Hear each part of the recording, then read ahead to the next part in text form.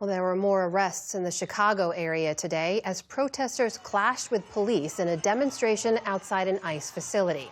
4 officers were injured and 21 people were arrested after a fight broke out. Protesters are demanding an end to ICE's methods and raids that have been a constant in Chicago since the administration launched what it called Operation Midway Blitz in September. The allegations around a number of those raids are being sharply questioned. The latest comes from a new investigation by ProPublica that finds a recent raid hailed by the Trump administration as a major strike against terrorism did not live up to those claims. Ali Rogan tells us more. Amna, the raid on September 30th is etched into the minds of some residents after they watched hundreds of federal agents rappel from Black Hawk helicopters, use drones and flashbang grenades to storm an apartment building in the city's South Shore neighborhood.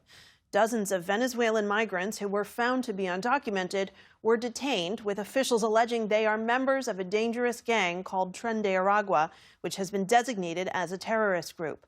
But the investigation by ProPublica paints a different picture. It found that many of those arrested had no criminal records, and the government has provided no evidence tying them to terrorism. I'm joined by Melissa Sanchez, who co-authored this article after a months-long investigation. Melissa, thank you so much for joining us. First of all, what have government officials been saying in order to justify this raid? And what did your reporting find out? Well, the government has claimed that the Venezuelan gang Tren de Aragua had taken over this building on the south side of Chicago, and that there were guns and explosives and drugs inside the building. But our reporting has found little evidence to back up this claim. The government has provided no proof at all that this is true. They haven't even revealed the names of any of the immigrants that they detained. We were able to identify 21 of the 37 immigrants, and I spoke with 12 of them. And we looked up all their criminal records. Very few of them had any. And the records that we did find showed 0 mentions of gang membership. And of those 37 individuals who were arrested, there were no criminal charges filed against them. Why is that? What did you find out about that?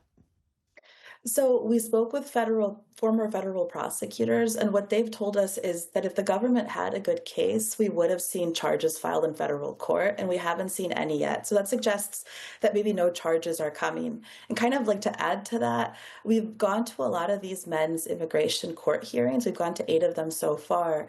And in not one of those hearings has a government lawyer made any reference to criminal cases or to gang membership. So all of that makes it really difficult to believe what the government's saying about gang membership. There is tremendous video evidence showing this dramatic entrance into this complex. Did agents have warrants to forcibly enter the apartments that they did that night? That's a great question. I wish I could tell you that we knew the answer. The government won't tell us. We have found no evidence of warrants filed in federal court, although they could be under seal. But we've asked the government and they haven't answered. They said that they've done everything according to the law. I want to ask you about what the administration has said in response to your story. A Homeland Security spokesperson said agents arrested 2, quote, confirmed members of Tren de Aragua, and that children were taken into custody for safety, but that they were not handcuffed. How does that jibe with your reporting? Well, the part about the kids being handcuffed, I do want to make clear to your audience that none of the 12 Venezuelans who we spoke to said that they saw kids being zip tied. So that just to be clear. But we have seen no evidence about these 2 gang members. We were able to identify one of the 2 people that the government says is a gang member. We were able to run his name against these lists from Interpol and from Venezuelan police of gang members, and he doesn't appear on that list. We spoke with him. He said he's not a gang member, that when I talked to him on the phone while he was in jail, that was the first he'd ever heard of any allegation that he was a member of the Tren de Aragua.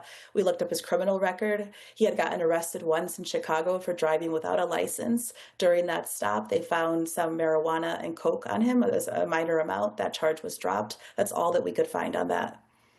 I do want to note that your reporting and that of others does show that this building was dilapidated.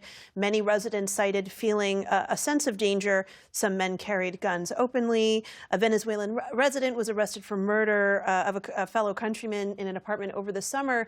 So what did residents tell you about the safety of this building, and also, though, what they thought about the proportionality of this particular law enforcement action? Yeah, so the building was unsafe. Everything that you said is true. There was a murder there over the summer, and we have the records from court and police. Nothing in those records indicates anything about Tren de Aragua. Some of our colleagues ran the numbers on 911 calls to that building, and it's high compared to there's like a high volume of calls to police, but it's not any higher than it is in other parts of that neighborhood. It's sort of typical for that part of the neighborhood. And beyond that, I think the residents that we spoke with, they were really shocked by what happened. I mean, this building was all that they could afford. None of the people we spoke to had gotten hurt at that building. There were people maybe that they were suspicious of, but they kind of all kept to themselves. And nobody reported any problems with any of their neighbors at that building to us. Some of the individuals that were apprehended have been detained, and others have been deported back to their home countries. You've spoken with many of them. What have they been telling you? So the ones who are in detention still are really desperate. They want to get out. They've been in custody now for 6 or 7 weeks at this point, and they want to go back to Venezuela at this point. A lot of them don't have passports, so getting back to Venezuela is a little bit tricky.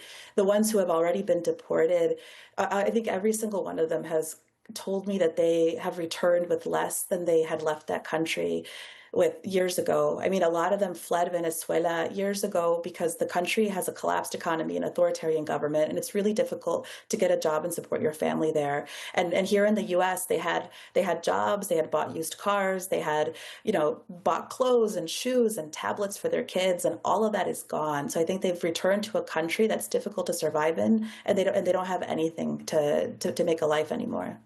Melissa Sanchez with ProPublica, thank you so much. Thank you.